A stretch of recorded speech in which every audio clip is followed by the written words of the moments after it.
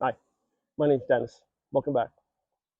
Well, it's the end of my season, and I am going to start overwintering a few of my pepper plants. And a couple of them being my 3-year-old habanero and my 2-year-old serrano that I've put in the same spot.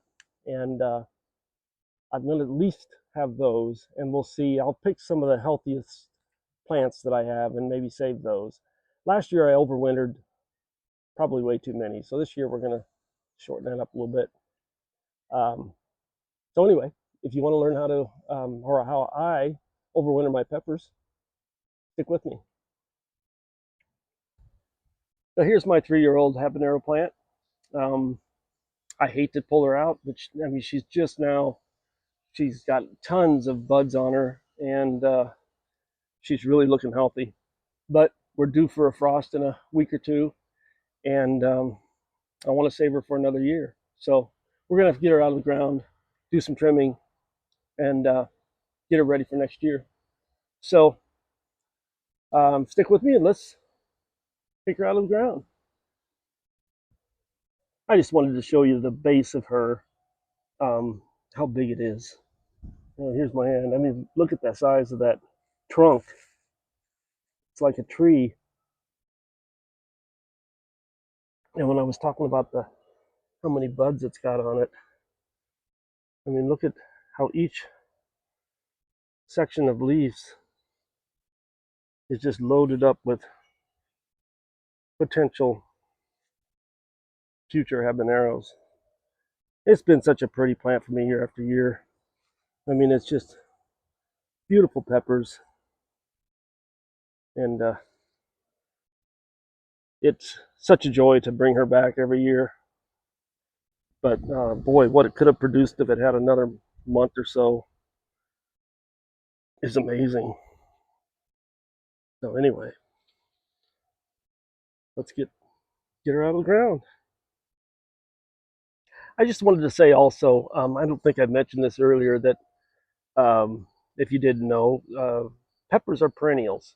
So they would produce year after year if you lived in the right climate.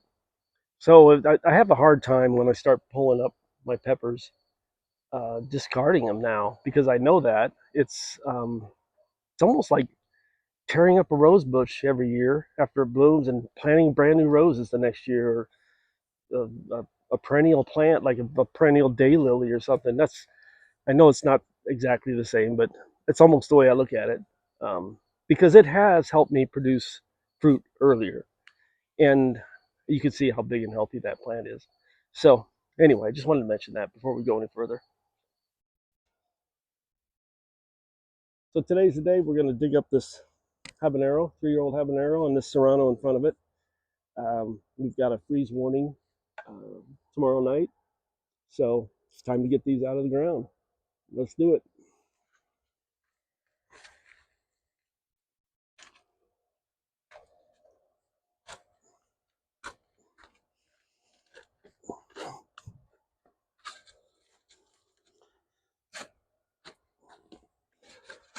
I'm just digging about 5 inches, 6 inches on either side, trying to get that root ball out.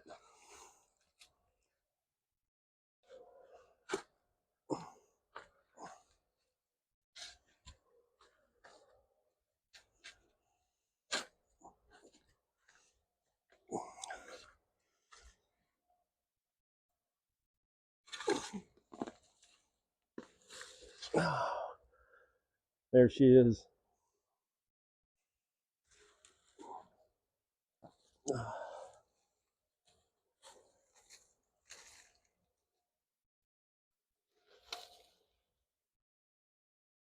Oh, such a beautiful plant.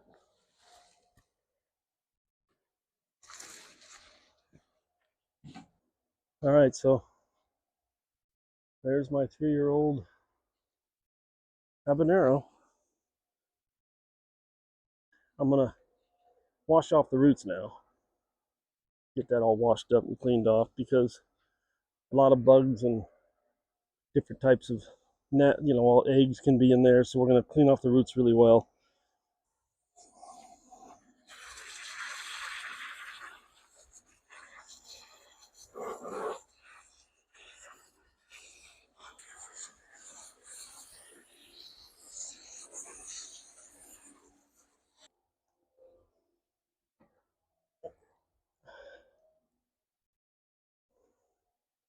That's pretty good for now. Now I'm going to take it over and show you how I go about trimming this guy up. He's getting big, so it's getting to be a little bit more of a job. Anyway, we'll go from here. Okay, the first thing we're going to do is take off all of our fruit, ripe or no. They're all coming off.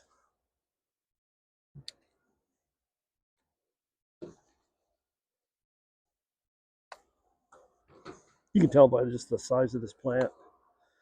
I mean, I'm sure that people out there have grown from seed plants this big, but I'm in a fairly slow or short growing season. I'm in Nebraska, so I don't have as long a season as a lot of people have. So to get a head start like this is nice in our region. So, okay, time to get down to some drastic measures here. And I've seen other videos where they talk about the Ys, come up to a Y and another Y. This plant is so old now that some of these Ys have become wood. I'm not sure these are going to cut it. But for instance, it gets almost a little more confusing now. But I'm going to take off these smaller pieces down here. These shooters, suckers, whatever they're called. Start with that. I'm going to take this guy off the main. I can't do it with this. This thing's it's a tree. It's a shrub. All right, these might be a little bigger. Might do the trick. So I've decided I'm taking off this guy here. Yeah.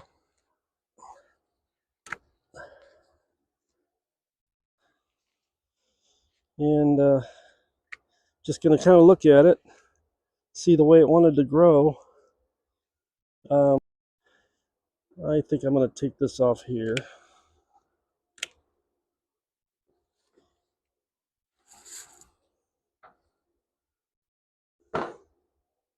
Take this off. This is going to be quite a bit bigger than most of the other ones I'm going to save because it's 3 years old. So this is where it can get a little confusing. I think I'm going to save this stem for sure. I'm going to cut up here.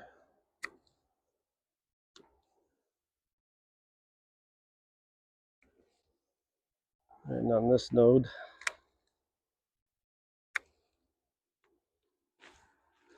this is how I do it. I'm no expert by any means, but I've managed to save this thing for 3 years. So, I mean, I'm sure I'm doing some things wrong, but I'm not too worried about it. If I lose it, I lose it. I'll plant another one next year. But I'd sure like to save it if I can. It's not your typical just going up and lying. It's kind of doing its own thing.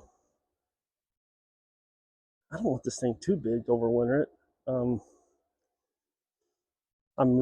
kind of unsure on this one, but I'm going to make a judgment call and cut it right here because I can see that there's little tiny growth there, but it'll sprout from there, just like it sprouted from here. It'll sprout from there. This is what I'm thinking anyway. Come on, make it. Let's go for 4. So the roots, they're pretty compact. I think I had it in kind of a rocky soil over there, and it wasn't very, loamy. So I don't think they expanded much, but the plant did well. Although it did take a while to get established this year. Oh, the humanity, the carnage. But there's a serrano. Quite a bit different than the habanero in the way it grows. Seems to grow up with these long stems before it even wise again, way up here. So it's a much different looking plant once you trim it up. This is what I have. And this is what I've done for 3 years, and it's worked for me. So I might trim this back a little bit. And sometimes I trim them back once they're indoors when I'm looking at them, and if I see that there's a little life coming a little lower, I'll trim it up high so I don't have to try to sustain so much of a plant through the winter. But there's the serrano. So it's time to pot them. All right, I got this grow bag. I think it's a 2 gallon grow bag. I've never overwintered one in a grow bag before, so maybe this is a mistake. But my thought is it can't be bad, but we'll see. So I'm just filling this up about a third of the way full. Here's my habanero. There she is. I soaked her in that bucket of water, and I put a few splashes of hydrogen peroxide in there to kill off any fungus gnats or anything that might be hiding in the roots. But you can see they're pretty clean. There's not any dirt on them or anything. So this looks almost small for this plant, which it might be actually, but you want to keep the roots contained because you don't want it to grow much in the winter. You just want it to live. And last year I had this in a much smaller container, so I've had to up the container size a little bit. I mean, it's now like a shrub. Look at that thing. It's substantial. So you want to keep the dirt up, put it up to, and by the way, this is potting soil. That's houseplant type potting soil, indoor potting soil. So, I might be a little too full. I'm making a mess, but I don't care. I'm a gardener. Try to straighten him out a little bit, or her. I've been calling it her. I should give it a name, shouldn't I?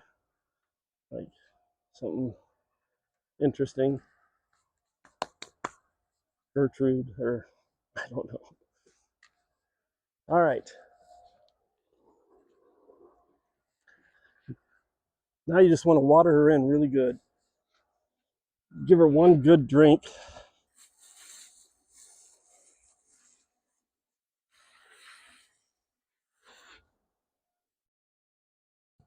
And there, she's going away for another year. I'll tag her, although I know who she is. I'll tag her so I know. I'll put a tag in there knowing that it's Gertrude and go from there. But that's about it. I'm trying to think if there's anything I missed. But I'm going to keep this I have a mud room that's kind of detached from the house and it stays cool.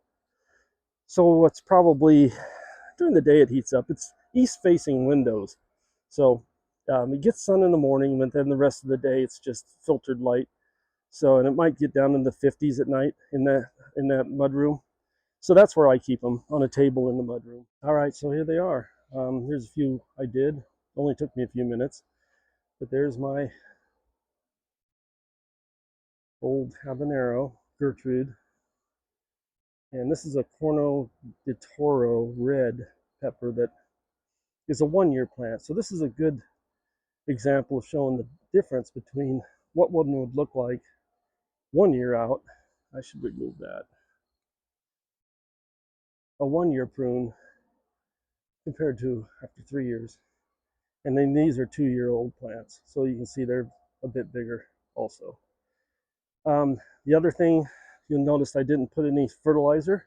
That's because the Miracle-Gro soil I used has fertilizer in it, and you don't want them to be overzealous and growing through the winter. You just want them to survive it. So the last thing I like to do is take these pine shavings. I get them from Tractor Supply. You can use them for like hamster cages and stuff like that, but they seem to work well. And I'm just gonna mulch them up and help keep them so I don't let the waters off. And I'm a little worried about this habanero. We'll see what happens with it. With the cloth bag, it will tend to dry out quicker. I'll keep an eye on it. But that's really all there is to it. I know I'm not as experienced as a lot of people doing this, but this has worked for me. She's 3 years old, so um, I just want to show you how I do it, um, and hopefully it works for you if you want to try it. But that's all I do. I'm gonna put them inside. I'll probably save a couple more tomorrow because the freeze isn't coming for another couple on 2 nights. So I'll do this tomorrow with a couple more of my favorites. But there's the 3-year-old I kept saying I was going to repot. So there she is. So that is how I overwinter my peppers. If you have any questions or comments, send them to me. I'll be happy to answer whatever I can. Like I said, I've probably had less experience in this than a lot of people, but um, the proof is in the pudding. This guy has made it, or she's made it, and I have several others, obviously, that have made it several seasons. I will say that I've lost a few every year. Last year, I probably saved 15 plants, and I want to say I probably lost 4. So um, maybe even 5. I don't remember exactly, but you might lose a few. So just be aware of that. You're not going to save everyone, and I go into this knowing that it might not work, but if it does, I've got a head start on next year, and I get to grow this grill again. So um, I hope that helped. I hope I answered everything. Uh, Again, I'm hoping to get better at this. I'm working on it, working on my getting easier talking to the camera, which is still a struggle for me. But I hope you enjoyed it. Hope you come back, and take care.